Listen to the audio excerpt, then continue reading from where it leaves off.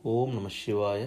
தெய்வத்தின் குரல் முதல் பகுதி, சிவத்தின் சக்தி நாராயண சகோதரி என்ற தலைப்பில் மகாபெரிவா அருளிய உரையின் தொடர்ச்சி.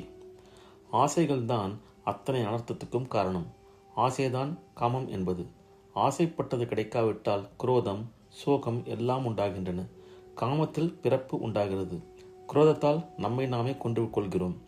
எனவே ஜனன மரணத்திலிருந்து விடுபட வேண்டுமானால் நம்மை காமமும் குரோதமும் அண்டவிடக்கூடாது. மழை ஜலம் உள்ளே புகவட்டாமல் நல்ல டபேட்டு குடை துணி காப்பாற்றுகிறது. அதை வாட்டர் ப்ரூஃப் என்கிறோம். இதே மாதிரி நமக்கும் காம ப்ரூஃபாக, குரோத ப்ரூஃபாக, சோக ப்ரூஃபாக ஒரு கவசம் இருக்கிறதா என்றால் இருக்கிறது. அம்பாளின் கிருபைதான் அந்த கவசம். நமக்கு ரொம்ப பணம் இருக்கலாம், செல்வாக்கு இருக்கலாம், பவிஷ்யக்கியாதி இருக்கலாம், அழகு ஆரோக்கியங்கள் இருக்கலாம். இவையெல்லாம் அம்பாள் அனுகிரகத்தால் கிடைத்ததாக நாம் சொல்லிக் கொள்ளலாம். ஓரளவுக்கு அப்படி சொல்வது வாஸ்தவம்தான்.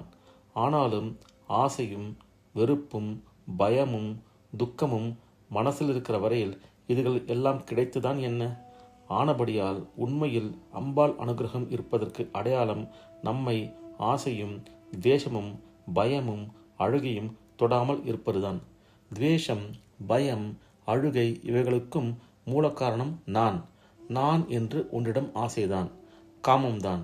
எனவே காமம் ஒன்று தொலைந்தால் போதும், அத்தனை அனர்த்த பட்டாளமும் தொலைந்து போனதாக ஆகிறது.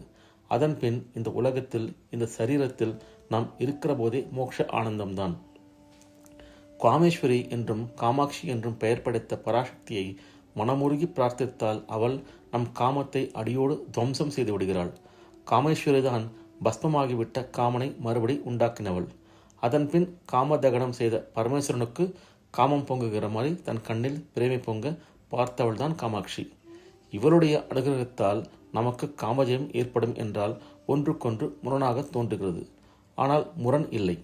பரபிரம்மம் லோக பிரக்ஞையே இல்லாமல் இருந்துவிட்டால் மாயாலோகத்தில் மாட்டிக்கொண்டிருக்கிற நாம் எப்படி விடுபடுவது? நம்மை விடுவிக்கவே அதற்கு காருண்யம் உண்டாகிறது. இந்த கருணையைத்தான் பரமேஸ்வரனுக்கு உண்டான காமம் என்று சொல்கிறோம். இந்த கருணை உணர்வு அவருக்கு பிறப்பதற்கு காரணமாயிருந்த சக்தியையே காமாட்சி என்கிறோம். சமஸ்த ஜீவராசிகளும் க்ஷேமமாக இருக்க வேண்டும் என்ற காமம் தவிர வேறு ஒரு ஆசையும் இல்லாத பரம அன்பு லீலை அது. காமனை எரித்த பரமேஸ்வரனின் பாதியாக அவள் இருப்பதால் நெற்றிக்கண்ணில் பாதி அவளுடையது. அவள் ஜீவ பிரபஞ்சத்தின் காமத்தை பஸ்மமாக்குகிறாள். சிவனுக்கு காமமூட்டிய நீயே பக்தர்களின் காமத்தை நாசம் செய்கிறாய் என்று மூக்கர் அடிக்கடி சொல்வார். காமதகனம் செய்த சிவத்தின் சக்தி என்பதால் காமத்தை அவள் எரிக்கிறாள். நாராயண சகோதரியாகவும் இருக்கிறவள் அவள். நாராயணனோ சாக்ஷாத் மன்மதனின் பிதாவாக இருக்கிறார். பல பேருக்கு பிரம்மா மகாவிஷ்ணுவின் பிள்ளை என்பது மட்டுமே தெரியும். ஆனால் மன்மதனும் அவர் பிள்ளைதான். மோகினியாக வந்தபோது அவர் பரமேஸ்வரனிடமே ஐயப்ப சாஸ்தாவை ஒரு புத்திரனாக பெற்றார். சிவசக்தி சேர்ந்து பிறந்த சுப்பிரமணியர் போன்றவர் சிவ விஷ்ணு சேர்ந்து ஜனித்த ஐயப்பன். எனவே பரம ஞானமூர்த்தியாக இருக்கிறார். ஆனால் பிரம்மாவோ ஜன்மாவுக்கு காரணமாக இருக்கிறார். ஒரு ஜந்து ஜனிக்க காரணமாக இருக்கிற காமத்தை தூண்டுகிறவனே மகாவிஷ்ணுவின் இன்னொரு பிள்ளையான மன்மதன்.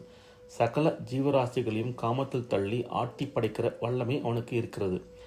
எரிந்த காமனை மறுபடியும் உயிர்ப்பித்த காமாட்சி காமத்தை போக்குகிறாள் என்றேன்.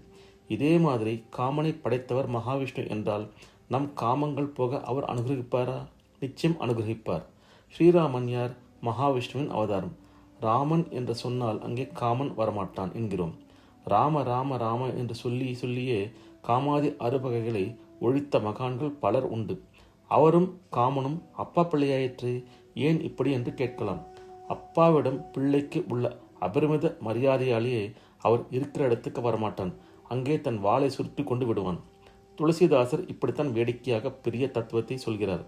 சிவபெருமானிடம் பயத்தினால் அவரது அடியார்களை காமன் நெருங்க மாட்டான். மகாவிஷ்ணுவிடம் மரியாதையாலேயே அவரது பக்தர்களிடம் தன் கைவரிசையை காட்ட மாட்டான். ஓம் நம சிவாய. இந்த அருள் உரையின் தொடர்ச்சி அடுத்த பதிவில் பார்ப்போம். ஓம் நம சிவாய.